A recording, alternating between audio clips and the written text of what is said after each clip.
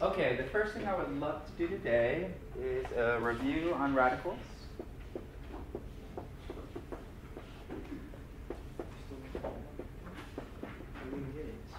And so there's three things that we've learned already that's going to work together to complete our section on simplifying radicals completely. Okay? So again, as I've mentioned before several times, let's just take a look at some of our terms. Whatever root we're taking, again, we call that the index.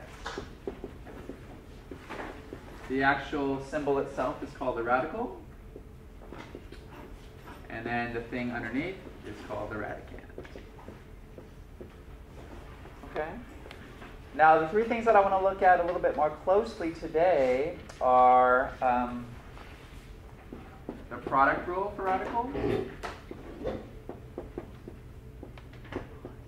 and the quotient rule,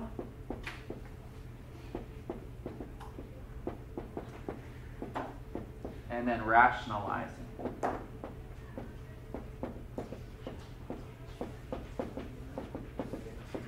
And we'll use these three things as kind of post or guidelines to help us with complete simplification, okay, what it means to be completely simplified. All right, guys, remind me, what is the product rule for radicals? What's the product rule?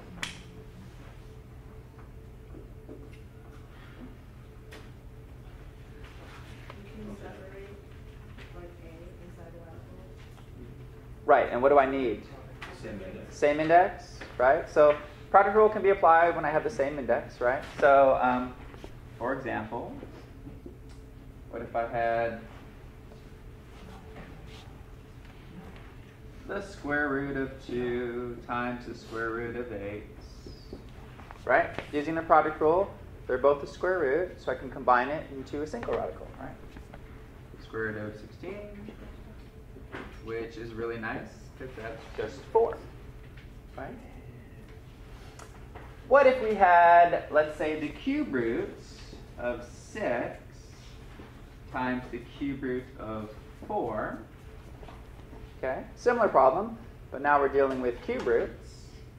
What's the product rule say I could do? I could write that as a single radical, the cube root of what? 24. And then now we're going to use the product rule again, kind of the other direction, right? And what do I do from here? Right, and what is a perfect cube inside of 24?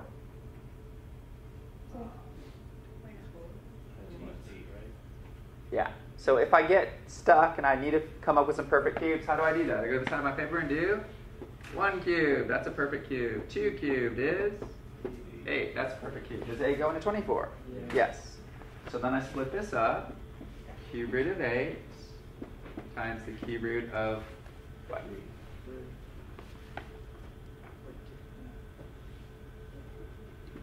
And then what happens? Simplify it down, and what do you get? 2 cubed root of 3. Okay, this is the product rule. All right? Was it 2 cubed? 2 times the cube root of 3. Right? The cube root of 8 is 2, and the cube root of 3 just tags along. Oh, Okay. Great. Okay. Now, remind me, how does the quotient rule work?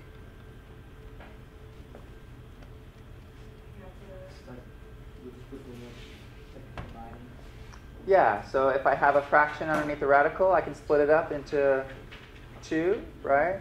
Radical divided by radical. Or if I have 2, I can rewrite it as 1, right? For instance, what if I had the square root of 8 over the square root of 2? What would be the simplest way to evaluate this using the quotient rule? What could I do? Could I rewrite this as the square root of 8 over 2? Yes. And would I do that? Yes. Sure. Yeah. Why? Because square root of 8 over 2 is what? 4. And the square root of 4 we know, right?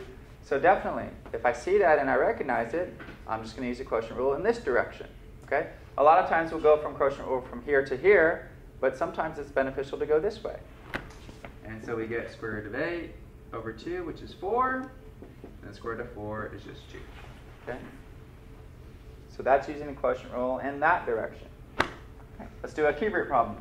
What if I had the cube roots of, I don't know, 81 over 6, something like that. Okay? This one I'm going to separate, and so I'll get the cube root of 81 divided by the cube root of 6. And then what do I have to do? Perfect cube is 81, 27. Okay, so yeah, so perfect cube, 3 cubed is 27. What's 4 cubed? 64. So we're looking for perfect cubes. Great, so we can look ahead and see that 27, I can split that up. How am I going to handle this 6 on the bottom, though?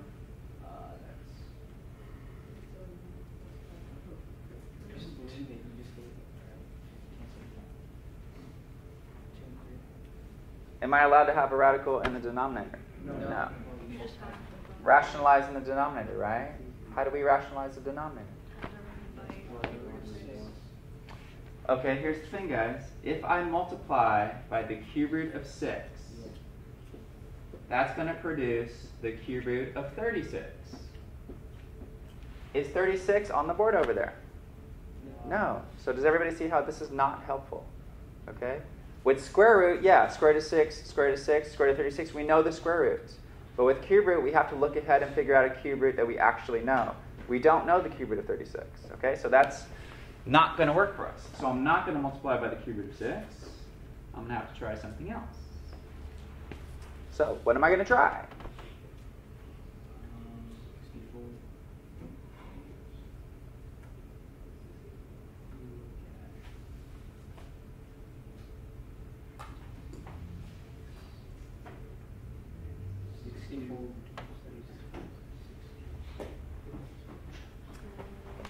So, what is 5 cubed?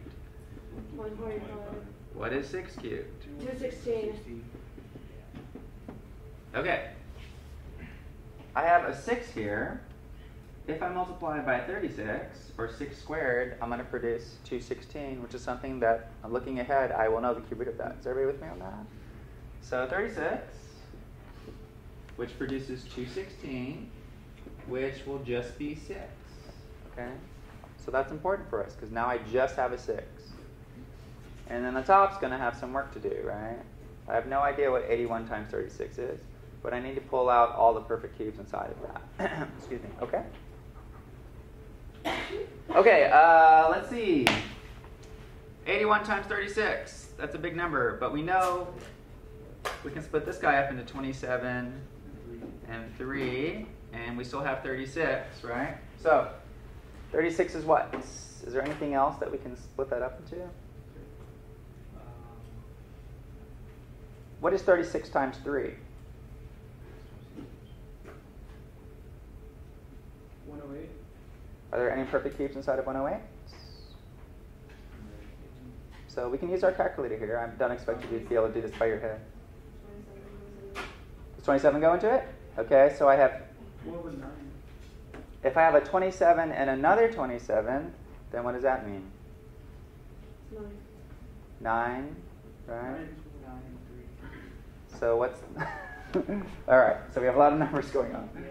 So let's break this guy down. What is 81 times 36?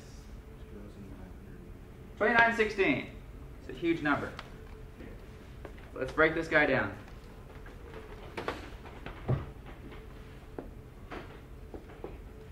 Right? 2916. And we've already said that 27 goes into it, right? But what else goes into it?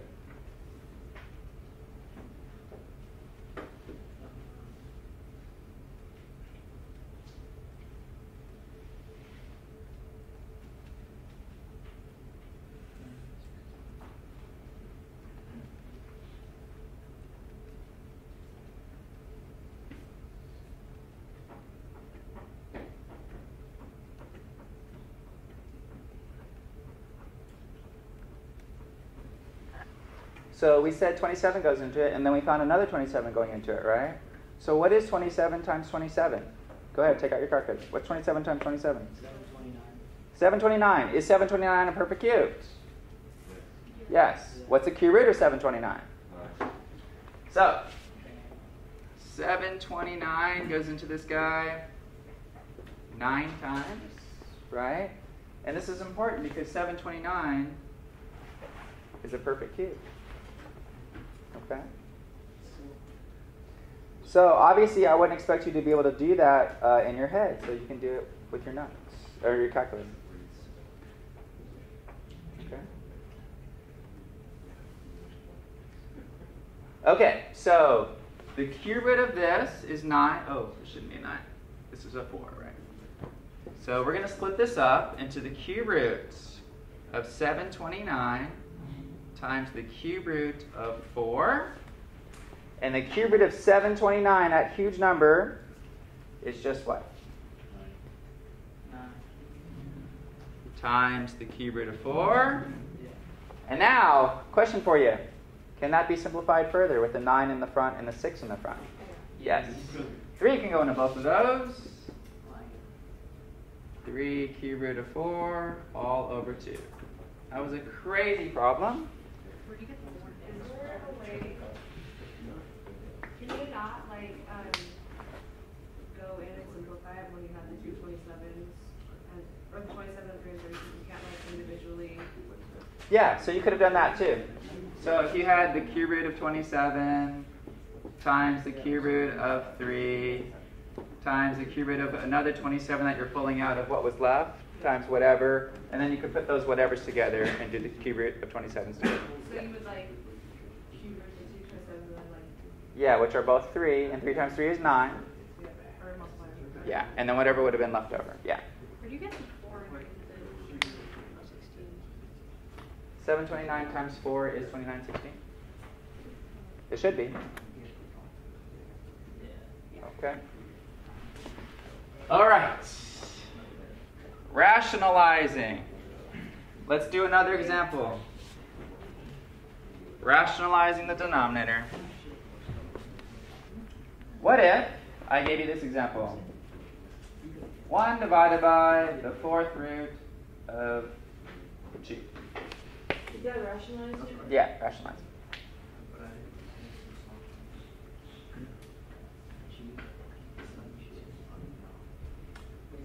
What does rationalizing the denominator mean again?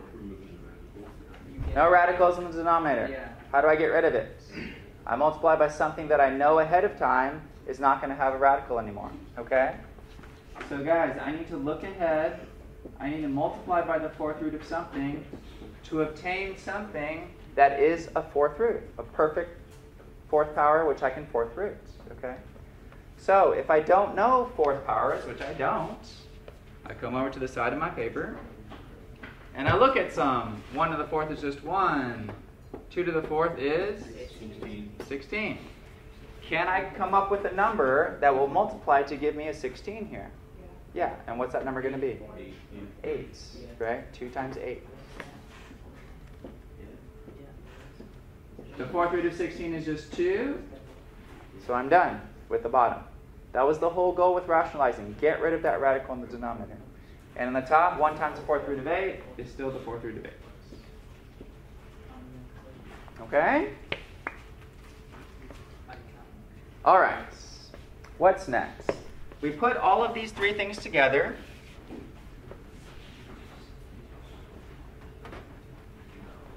For simplifying.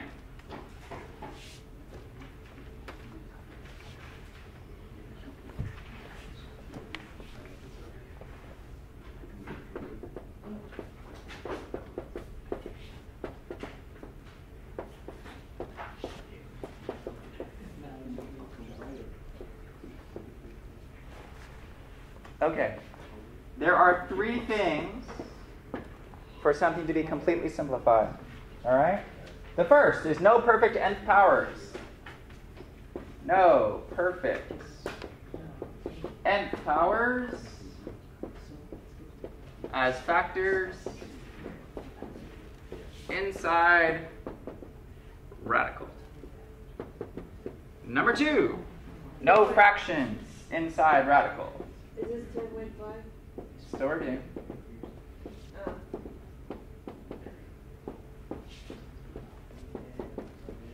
Number 3, no radicals in denominators.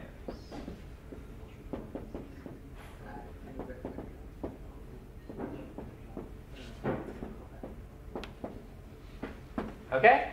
You will know that something is completely simplified if you look at this list and you've got these 3 things check marked. Okay? There's no perfect n powers inside as factors, there's no fractions inside the radical, and there's no radicals inside the denominator. All right? So this is how you guys will know you are done with the problem. All right? This is your checklist. Otherwise, how will you know? These 3 things. What does number 1 mean? No perfect n powers as factors inside radical. What does that mean? Well, if it could be like reduce, like if it's a perfect square instead of a square root. Great. If you have a square root, you've taken out all the perfect squares. If you have a cube root, you've taken out all the perfect cubes, 4th root, so on and so forth. Exactly. What does no fractions inside the radical mean? It's pretty self-explanatory, right? Yeah. No fractions inside the radical. No radicals in the denominator. How do I undo radicals in the denominator? We just looked at that. You rationalize. Okay? These are the 3 things that you need to check each time you do one of these simplification problems to know that you're completely done. Let's do one. Let's do several, actually. All right. Example number 1. The square root of 3 over 2. Okay? First thing, how do I know I even have to do anything? How do I know it's not done? Rule number 2, fraction inside. Number 2, fraction inside a radical. What do I do with that? Quotient rule. What's the quotient rule say I can do? Split it up. Now there's no longer a fraction inside the radical. So everybody with me on that? I use the quotient rule. But now I have a problem, which is radical in the denominator. How do I undo radicals in the denominator? Rationalize. How am I going to rationalize this? Multiply by what? This is the easier one, right? Square root of 2. That gives me, whoops, where did 6 come from? That gives me 4. square root of 6 divided by square root of 4, which is the square root of 6 over 2. At this point in the problem, am I completely simplified? Yes. What's the only last thing that I need to check? That there's no perfect squares inside of 6 as factors. And there's not. Okay? So everybody see that? These 3 things each and every time. All right. They get more difficult. Let's take a look.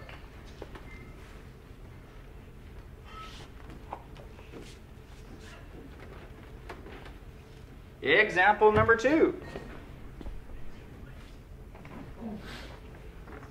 The square root of 72, x to the 11th.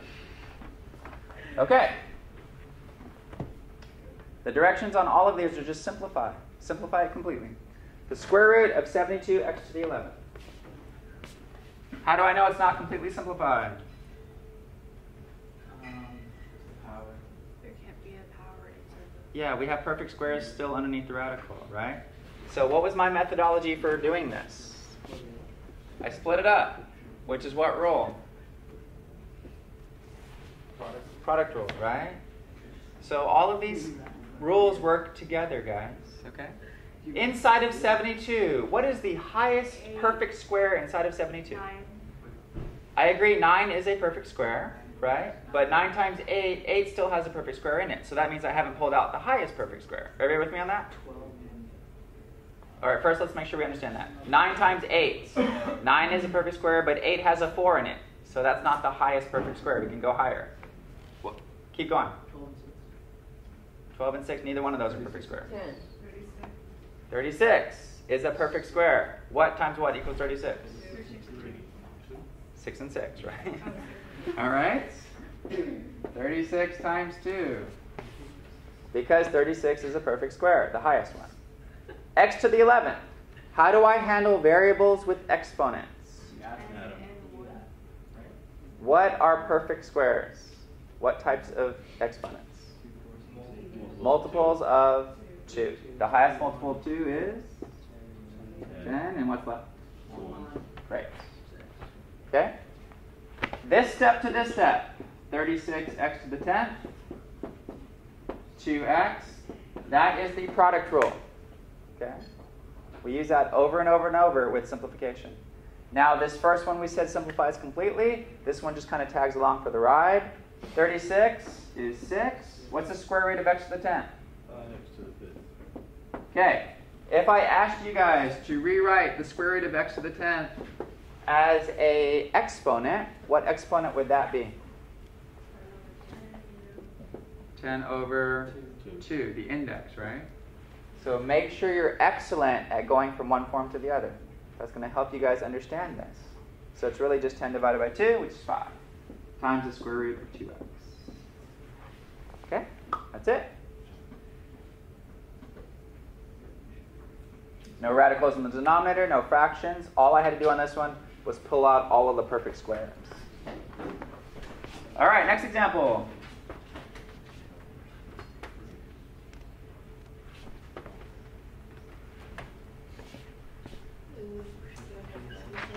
The square roots of x over y. Go for it. Take a minute or two, see what you can do. Square root of x over y.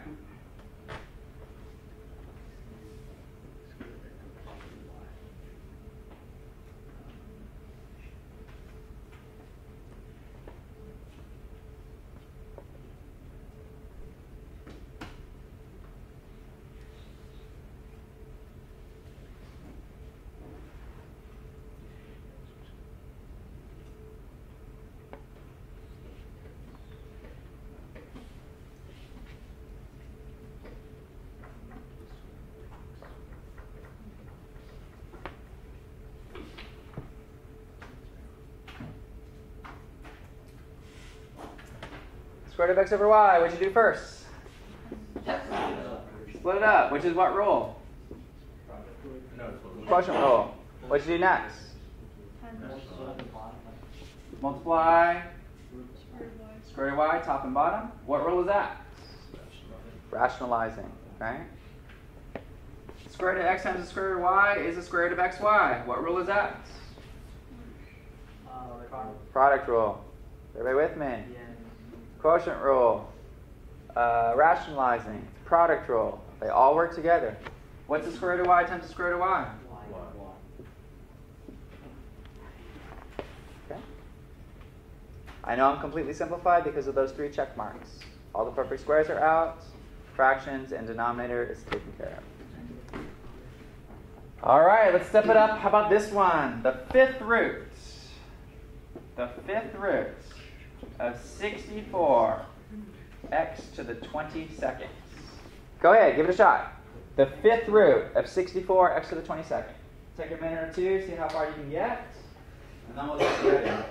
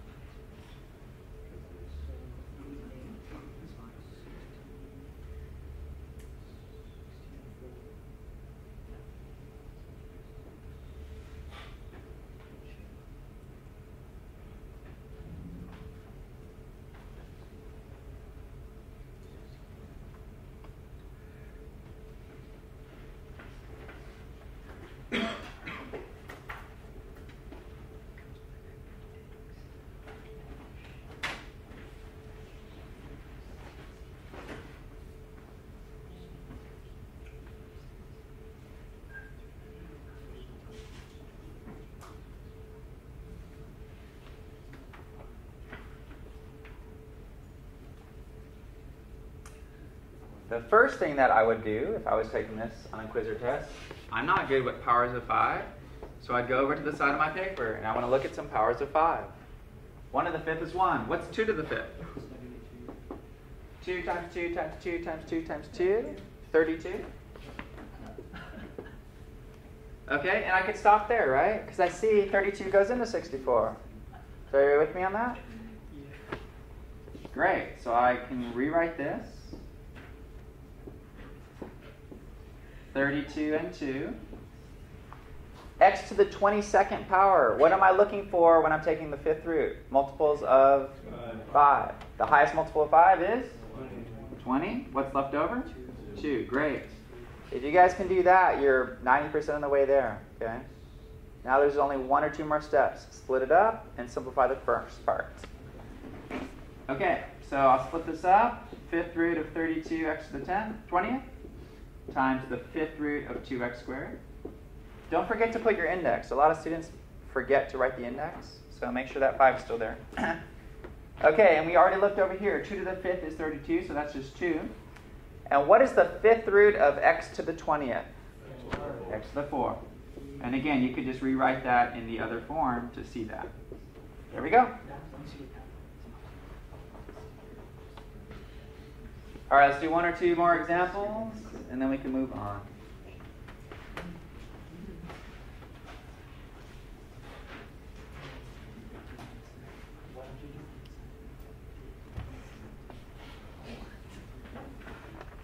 Okay, the 4th roots of 32a over 81. 4th roots. Okay, again, the first thing I would do is go to the side of my paper, look at some perfect 4th powers, and then you should be able to evaluate it from there.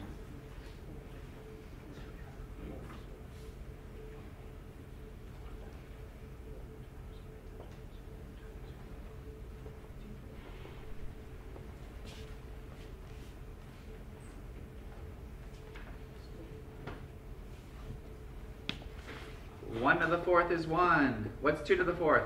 60. What's 3 to the 4th? Great. 81 and 16, we're both going to need to use in this problem. Go ahead, finish it.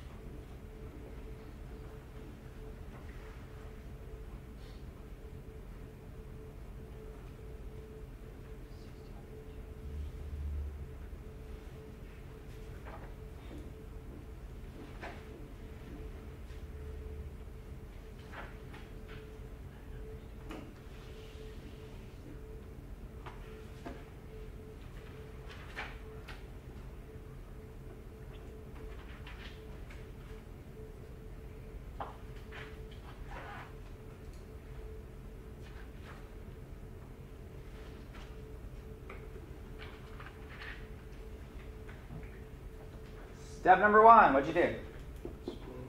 Split it up, which is what rule? Quotient rule. Great. We have a 4th root of 81 in the bottom. But luckily, we know the 4th root of 81 is just 3. Awesome. Bottom is just 3. What about the top? Has that been simplified completely? No. 16 goes into 32, right? So the top we have to split up. The 4th root of stuff I know the 4th root of times what's left over.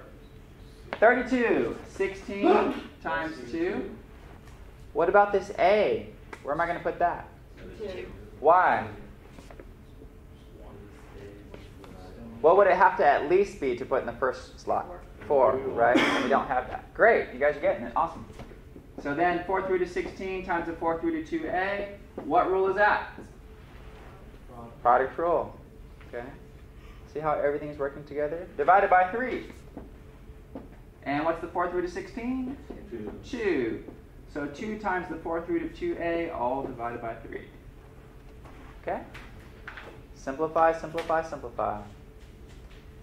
All right, we just have one more to do simplifying, and then we can move on to the newer stuff. It's not really new. All right, last one. Give it a shot. The cube roots of x over z. The cube roots of x over z. Go ahead.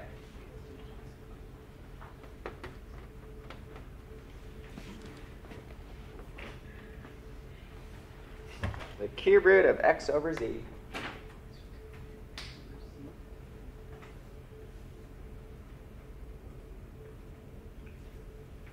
No numbers here, just variables.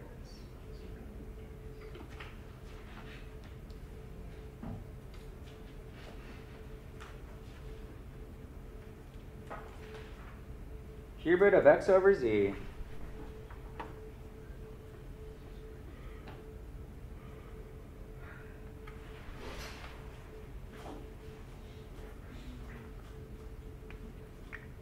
What's the first step? It's always the same first step, really. Split it up. What rule is that? Quotient rule. Great. I have a cube root in the bottom. I need to get rid of it. Unfortunately, I don't know the cube root of z. But what is something I would know the cube root of? What would the number have to be for it to be a perfect cube? A multiple of 3. So I need to produce a multiple of 3. Is everybody with me on that? Yeah. What's the easiest multiple of 3 to get? Z to the third. And what would I have to multiply by z to get z to the third? Z squared. So you guys need to multiply by the cube root of z squared, and that will give you the cube root of z cubed. Is everybody with me on that? With cube roots, 4th root, 5th root, you have to look ahead of time and strategize, okay? Then that will just be just z. Great. I don't have a radical in the denominator anymore. But at the top, I have the cube root of x times the cube root of z squared. I can write that as one radical, xz squared. Is there anything I can do with that? No. No. So you just leave it.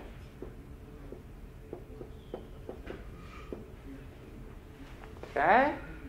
So those 3 rules, guys, product rule, quotient rule, rationalizing, comes up all the time throughout your simplifying. Okay? That's all it is, though. Simplify. How does z squared exactly? That's what. So what perfect powers are, what numbers as powers are perfect cubes? It's any multiple of 3. Okay? So I only have a z here, but I need to get to a multiple of 3. So the first multiple of 3 is z to the third. So the question now is, what do I have to multiply by z to get z to the third? And that's z squared. To make sure there's no radical. Right, to get rid of the radical on top. Exactly. Yep. Okay. The next little bit, the next little section is really easy and quick because it's stuff we've already done. So now we're putting function notation together with radicals. This is me. So for example, f of x is the 5th root of 1 minus x squared. And they're going to say find f of 1 and f of 3. Now, this looks incredibly difficult if you don't understand function notation and you don't know how it works, okay? But this is stuff we've already done before, right? This is the next one. Yes. So what does f of 1 mean? What do I do? Plug in 1 for x. Great. The 5th root of 1 minus 1 squared. What is 1 squared? 1. What's 1 minus 1? What's the 5th root of 0?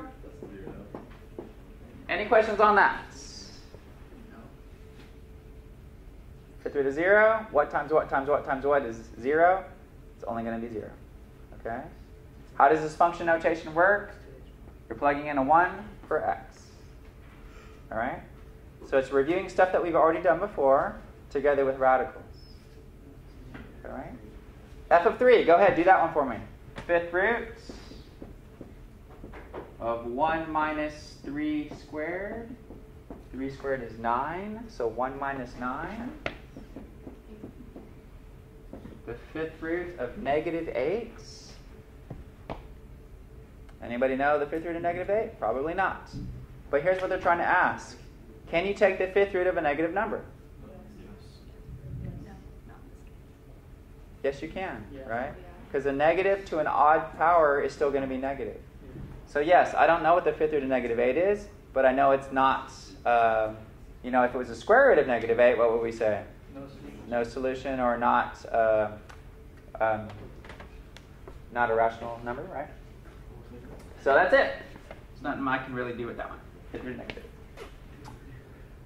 All right, the next thing they're going to test is how good you are at switching forms.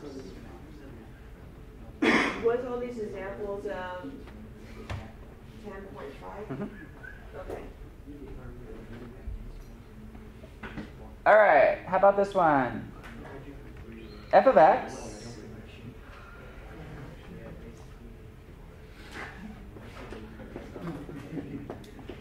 x raised to the, they're just going to give you a power this time, 4/3.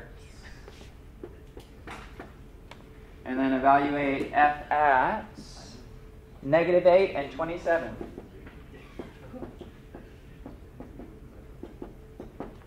Okay? So let's do -8 first. If I plug in -8 for x, what does it look like? Yeah, so if I look at it in this form, good luck, right? That means nothing to me. I need to know what it means in radical form. Okay? So switch it to the next form. You get the cube roots. -8 to the 4th power. Do I know the cube root of -8? Yes. -2. What's -2 to the 4th power? -2 times -2 times -2 times -2? 16. Okay. Question on that one. Be careful with the minus sign. That minus sign is in parentheses. Underneath the radical, it's like an understood parentheses. Remember, at this point, you could raise it to the 4th first and then cube root it, or you could cube root it first and then raise it to the 4th. Okay? Whatever is easier. Usually, it's easier to take the cube root first. Why? So you'll work with a smaller number, right? All right, do 27.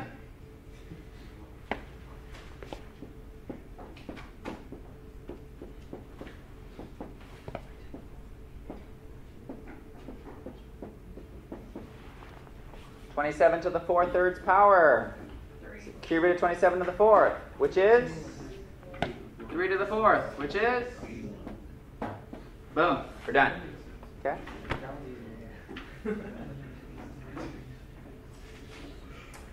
All right. The last thing they do is try to trick you with negative exponents. Remind me, by definition, what is x to the -2? What does that mean? 1 over x. 1 over X. squared. It's the definition, right? Our meaning behind x to the -2 is 1 over x squared. Okay? That's important for this next problem we're about to do. F of x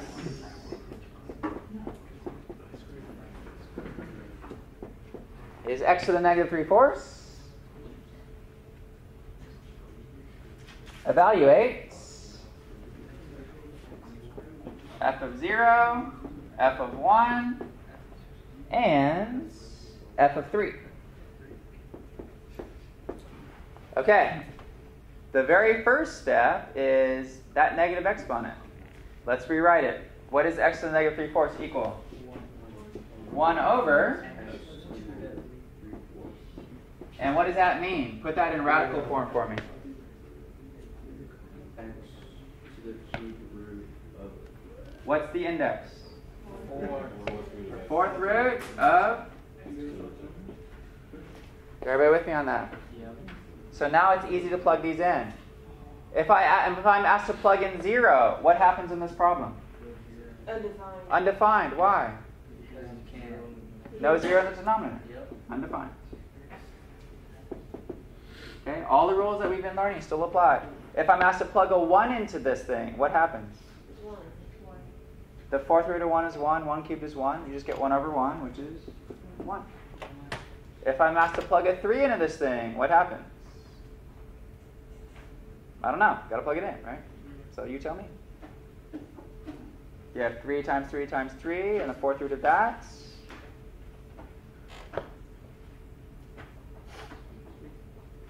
So what is it?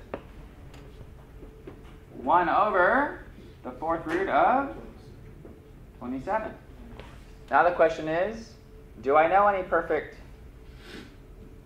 powers of 4 inside of 27? I don't know. I'm not good with powers of 4. So what do? 1 to the 4th. 2 to the 4th is? Does 16 go into 27? No. 3 to the 4th. 81. All right, guys, I have my work cut out here. What do I have to do? Multiply by the 4th root of 3. Does everybody see why? To make it 81. Because I know the fourth root of 81, which is 3. 3. What's the numerator going to be? Fourth root of 3. This is a really good problem. It pretty much encapsulates everything that we've done today. Okay? Questions on this?